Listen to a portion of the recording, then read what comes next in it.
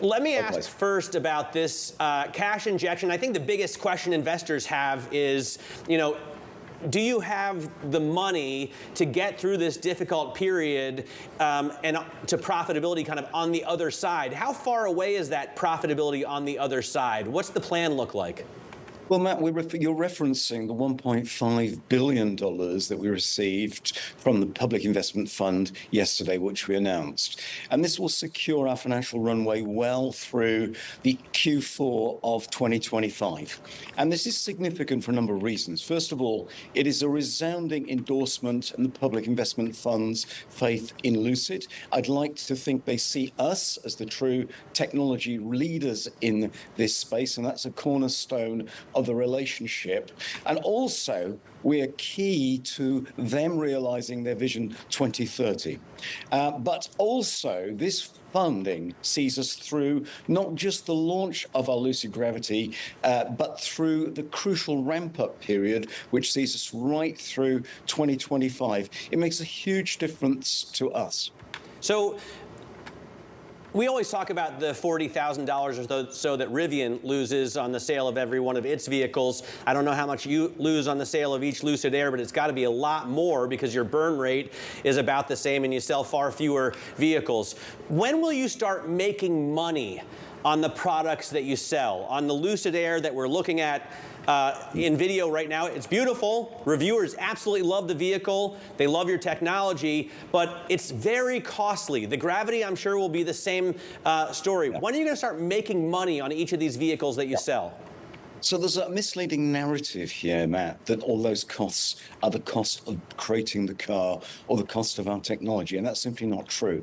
So much of our finances are due to our long-term investments. We've just completed, or very nearly completed, a $3 million build-out of our state-of-the-art factory in Arizona. We've brought in logistics, we've brought in even stamping into a vertically integrated operation, and we've really expanded and brought under one roof the world's most advanced powertrain manufacturing capability. No one has a facility quite like this.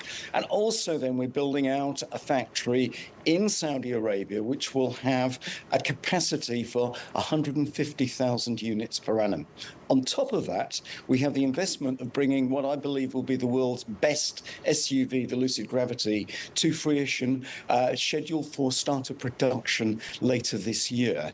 And then we're also building out our sales and service network and investing in our mid-sized platform, which is going to be a landmark product for us, scheduled for start of production late 26. So with all those investments for the long term, that's what's dominating our finance. And this is falsely read as it's costing too much. We've got the best technology in the world, and it is cost-effective technology. We can manufacture this. Mm-hmm. Make no mistake. Peter, another question I have for you here is going back to what Matt was initially asking. On one hand here, your investments can obviously be seen at scale.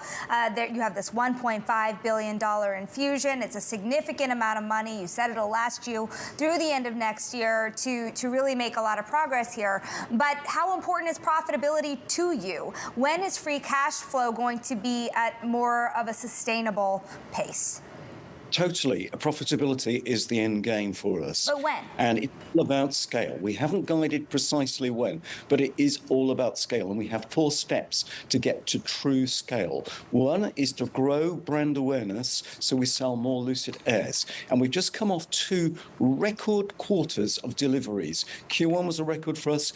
Q2 was a record. And with that 70% up on our Q2 of 2023. We're outselling our core German competitors in the US very significantly. And this is not really fully appreciated. Then we've got our Gravity, our Lucid Gravity coming late this year. That will have a total addressable market of 6 times our sedan. Then we have our mid-sized platform, potentially a total addressable market 30 times. And on top of that, the icing on the cake is if we can get some more licensing or supply deals with another automaker for our world-leading technology. It is all about scale.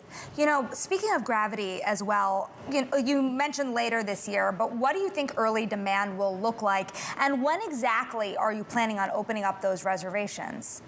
I can't wait, because the response I'm eliciting is that people just want to buy this thing. When people first saw the Air, they thought it was an amazing technological product.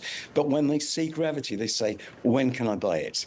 And that's the difference. This is the product that all America is waiting for, is yearning for. I think the market's going to be huge. And there's nothing quite like it. It's got the driving dynamics that'll blow off a Lamborghini Urus. It's got the poise and stature of a Range Rover. And it's got more legroom than even an Escalade. And it's a really compact car, usable in Metropolis on the outside. So there's never been anything quite like this. Now, regarding when we first start taking orders, we will do so sometime between now and start of production. Watch this space.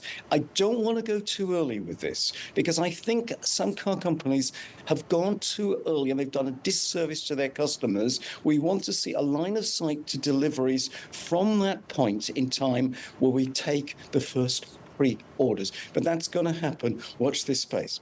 Are you concerned about demand? I mean, obviously at the very top end, wealthy people are willing to dip their toe in the EV market and buy a luxury product. But if you look at a lower price vehicle, which is, I'm sure, in your future, the infrastructure just isn't there and the demand doesn't seem to be there. How do you work on that?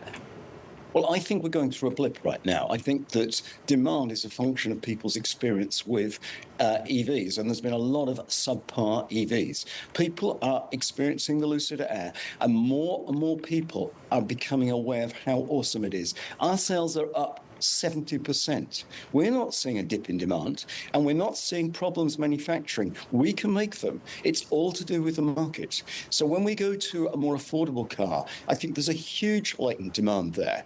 And also, when we talk about infrastructure, a lot of that is the draw on the grid.